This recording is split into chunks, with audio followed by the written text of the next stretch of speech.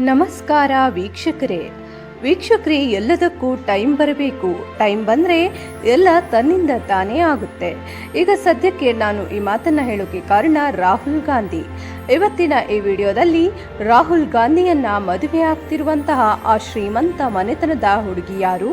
ರಾಹುಲ್ ತನ್ನ ತಂದೆಯ ಸಾವಿನಿಂದ ಮನನೊಂದು ಮದುವೆನೇ ಆಗಬಾರದು ಅಂತ ನಿರ್ಧಾರ ಮಾಡಿದ್ದಾದ್ರೂ ಏಕೆ? ಈಗ ಇದ್ದಕ್ಕಿದ್ದ ಹಾಗೆ ರಾಹುಲ್ ಗಾಂಧಿ ಮದುವೆ ಆಗ್ತಾ ಇರೋದ್ರ ಹಿಂದಿನ ರಹಸ್ಯ ಆದ್ರೂ ಏನು?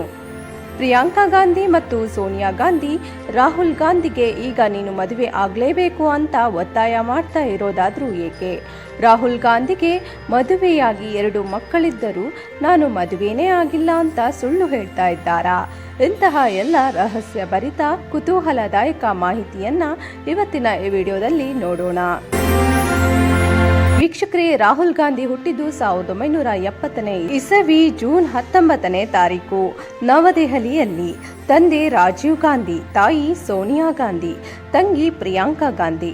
ಇಂತಹ ರಾಹುಲ್ ಗಾಂಧಿ ಈಗ ಸದ್ಯಕ್ಕೆ ಕಾಂಗ್ರೆಸ್ನ ಯುವರಾಜ ವಿರೋಧ ಪಕ್ಷದ ಪ್ರಮುಖ ನಾಯಕ.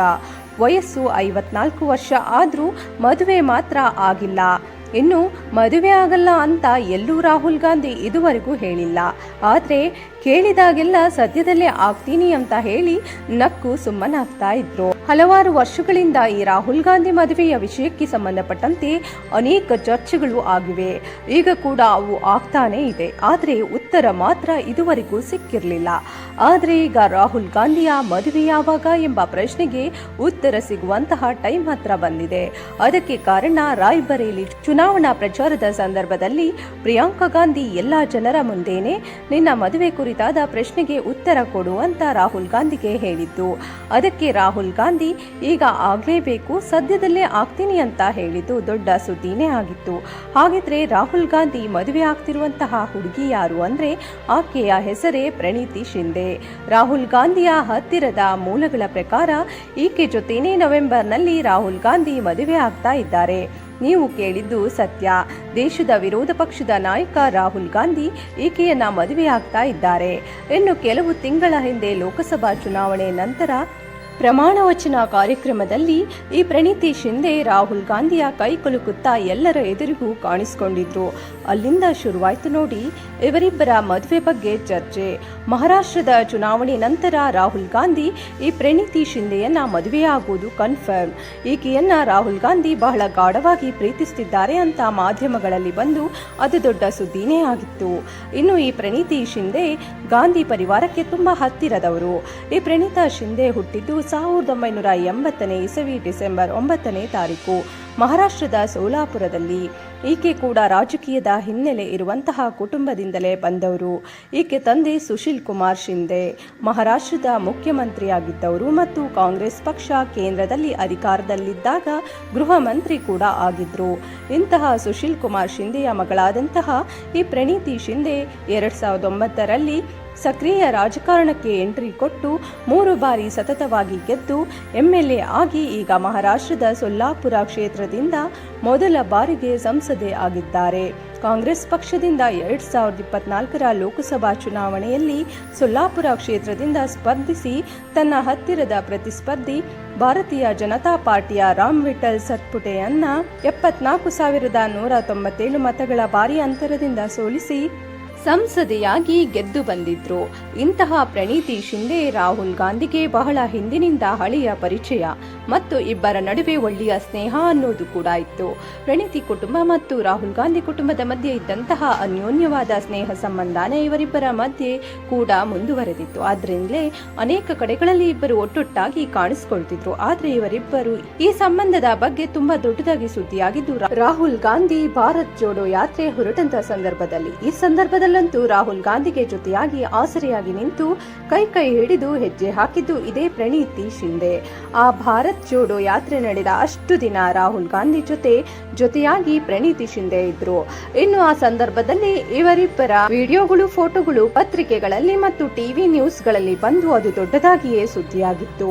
ಇದೇ ಮಾಧ್ಯಮದಲ್ಲಿ ತೆಲಂಗಾಣದ ಮುಖ್ಯಮಂತ್ರಿ ರೇವಂತ್ ರೆಡ್ಡಿ ಆಯ್ಕೆಯಾಗಿ ಪ್ರಮಾಣ ವಚನ ಸ್ವೀಕರಿಸುವ ಕಾರ್ಯಕ್ರಮದ ಸಂದರ್ಭದಲ್ಲಂತೂ ಪ್ರಣೀತಾ ಶಿಂದೆ ಈ ಗಾಂಧಿ ಕುಟುಂಬದ ಜೊತೆಯಲ್ಲೇ ಇದ್ದು ಆ ಇಡೀ ಸಮಾರಂಭದಲ್ಲಿ ಪ್ರಿಯಾಂಕಾ ಗಾಂಧಿ, ಸೋನಿಯಾ ಗಾಂಧಿ, ರಾಹುಲ್ ಗಾಂಧಿ ಜೊತೆ ಜೊತೆ ಕಾಣಿಸಿಕೊಂಡಿದ್ರು.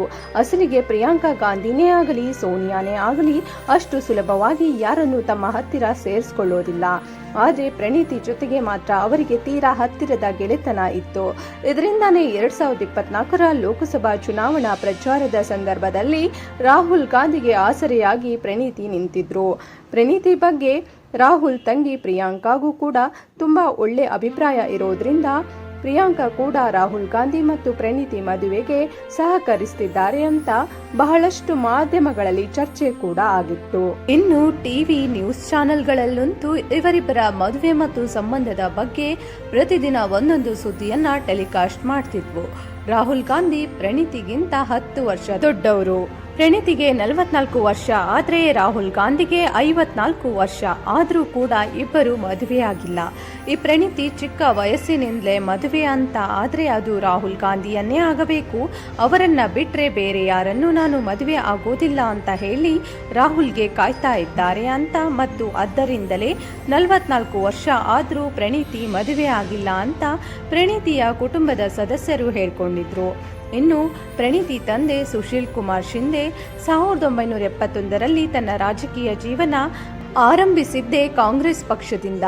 ಆಗಿನಿಂದ ಇವರು ಗಾಂಧಿ ಕುಟುಂಬದ ಜೊತೆಯಲ್ಲಿ ಬಹಳ ಹತ್ತಿರದ ಸಂಬಂಧವನ್ನ ಇಟ್ಕೊಂಡಿದ್ದಾರೆ. ಅದರಿಂದಲೇ ಲೋಕಸಭಾ ಚುನಾವಣೆಗೆ ಪ್ರಣೀತಿ ಶಿಂದೆಗೆ ಬಹಳ ಸುಲಭವಾಗಿ ಕಾಂಗ್ರೆಸ್ನ ಟಿಕೆಟ್ ಸಿಕ್ಕಿತ್ತು.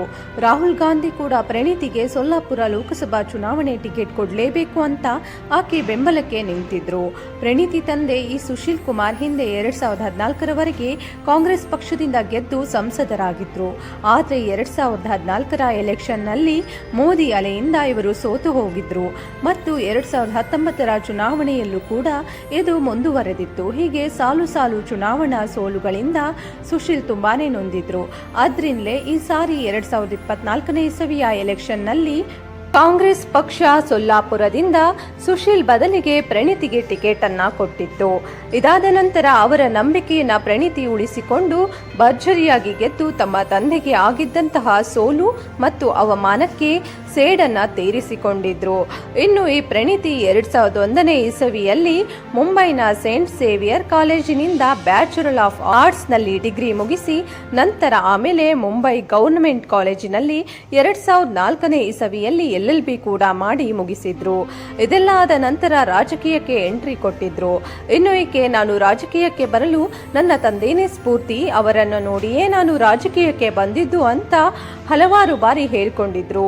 ಈ ಪ್ರಣೀತಿ ಸ್ವಭಾವದಲ್ಲಿ ಶಾಂತ ಮತ್ತು ಗಂಭೀರ ಸ್ವಭಾವದ ಹೆಣ್ಣು ಮಗಳಾಗಿದ್ದು, ಆದರೆ ಗಾಂಧಿ ಕುಟುಂಬದ ವಿಚಾರಕ್ಕೆ ಬಂದ್ರೆ ಇಲ್ಲ ಗಾಂಧಿ ಕುಟುಂಬದ ಬಗ್ಗೆ ತಪ್ಪಾಗಿ ಮಾತನಾಡಿದ್ರೆ ಮಾತ್ರ ಬಹಳ ಕೋಪದಿಂದಲೇ ಉತ್ತರ ಕೊಡ್ತಾರೆ. ಅದನ್ನ ಈಕೆ ಸಹಿಸಲ್ಲ. ಇನ್ನು ಕೊರೋನಾ ಸಂದರ್ಭದಲ್ಲಿ ಮೋದಿ ತೆಗೆದುಕೊಳ್ಳುತ್ತಿದ್ದಂತಹ ನಿರ್ಧಾರಗಳ ಬಗ್ಗೆ ಪ್ರಣೀತಿಗೆ ತುಂಬಾನೇ ಬೇಸರ ಇತ್ತು. ನರೇಂದ್ರ ಮೋದಿ ಅವರು ಸರಿಯಾಗಿ ಕೊರೋನಾ ಸಂದರ್ಭವನ್ನ ನಿಭಾಯಿಸಲಿಲ್ಲ. ಅದರಿಂದಲೇ ಆಗ ಸಾಕಷ್ಟು ಸಾವು ನೋವುಗಳು ಸಂಭವಿಸಿದ್ವು ಮತ್ತು ನರೇಂದ್ರ ಮೋದಿ ಮೀಡಿಯಾದವರ ಮುಂದೆ ಬಂದು ಮಾತನಾಡೋಕೆ ಹೆದರುತ್ತಾರೆ ಅಂತ ಮೋದಿಗೆ ವಿರುದ್ಧವಾಗಿ ಹೇಳಿಕೆ ಕೊಟ್ಟು ಅದು ದೊಡ್ಡದಾಗಿ ನ್ಯೂಸ್ ಆಗಿತ್ತು. ಈ ಪ್ರಣೀತಿ ಬಹಳ ಕಡಿಮೆ ಸಮಯದಲ್ಲಿ ರಾಜಕೀಯದಲ್ಲಿ ದೊಡ್ಡ ಮಟ್ಟದಲ್ಲಿ ಬೆಳೆದಿದ್ದಾರೆ. ಕಳೆದ 10 ವರ್ಷಗಳಿಂದ ಇಂತಹ ಪ್ರಣೀತಿ ಮದುವೆ ಬಗ್ಗೆ ಅನೇಕ ಸುದ್ದಿಗಳು ಬರ್ತಾನೆ ಇತ್ತು. ಆದರೆ ಅದ್ಯಾವುದರ ಬಗ್ಗೆನೂ ಈಕೆ ತಲೆ ಕೆಡಿಸ್ಕೊಂಡಿರ್ಲಿಲ್ಲ. ಇನ್ನು ಈ ಕಡೆ ರಾಹುಲ್ ಗಾಂಧಿ ನಿಮ್ಮ ಮದುವೆ ಯಾವಾಗ ಅಂತ ಯಾರಾದ್ರೂ ಈಗ ಪ್ರಶ್ನೆ ಕೇಳಿದ್ರೆ ಮೊದಲಿನಂತೆ ನಕ್ಕು ಸುಮ್ಮನಾಗ್ತಾ ಇಲ್ಲ, ಉತ್ತರ ಕೂಡ ಕೊಡ್ತಾ ಇದ್ದಾರೆ. ಜೊತೆಗೆ ನನಗೆ ಮದುವೆ ಆಗೋಕೆ ಏನು ಅಭ್ಯಂತರ ಇಲ್ಲ, ಆದ್ರೆ ಒಳ್ಳೆ ಹುಡುಗಿ ಸಿಗ್ಬೇಕಲ್ಲ. ನನ್ನ ತಂದೆ ತಾಯಿಯ ದಾಂಪತ್ಯನೇ ನನಗೆ ಸ್ಫೂರ್ತಿ. ಯಾಕಂದ್ರೆ ಅವರು ಜೊತೆಯಲ್ಲಿ ಇದ್ದಷ್ಟು ದಿನ ತುಂಬಾ ಖುಷಿಯಾಗಿ ಪ್ರೀತಿಯಿಂದ ಇದ್ರು. ಇದರಿಂದ ನಾನು ಅಂತಹದ್ದೇ ದಾಂಪತ್ಯದ ನಿರೀಕ್ಷೆಯಲ್ಲಿ ಇದ್ದೀನಿ ಅಂತ ತನ್ನ ತಂದೆ ಬದುಕಿದ್ದಂತಹ ಮತ್ತು ಅವರು ಜೊತೆಯಲ್ಲಿ ಇದ್ದಂತಹ ದಿನಗಳನ್ನ ನೆನೆಸಿಕೊಂಡಿದ್ರು.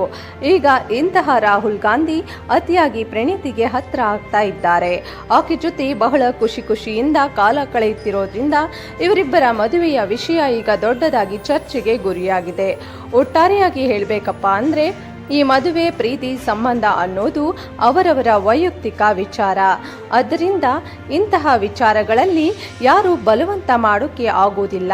ಆದರೆ ಈ ರಾಹುಲ್ ಗಾಂಧಿ ಮದುವೆ ಆಗಬೇಕು ಅನ್ನೋದು ಕಾಂಗ್ರೆಸ್ ಪಕ್ಷದ ಮತ್ತು ರಾಹುಲ್ ಗಾಂಧಿ ಅಭಿಮಾನಿಗಳ ಬಹುದಿನದ ಕನಸು ಅಂತ ಹೇಳ್ತಾ, ಇಂತಹ ರಾಹುಲ್ ಗಾಂಧಿ ಮತ್ತು ಪ್ರಣೀತಿ ಬಗ್ಗೆ ನಿಮ್ಮ ಅಭಿಪ್ರಾಯಗಳನ್ನು ಕಮೆಂಟ್ ರೂಪದಲ್ಲಿ ತಿಳಿಸಿ ವೀಕ್ಷಕರೇ. ವಿಡಿಯೋ ನೋಡಿದ್ದಕ್ಕಾಗಿ ಧನ್ಯವಾದಗಳು.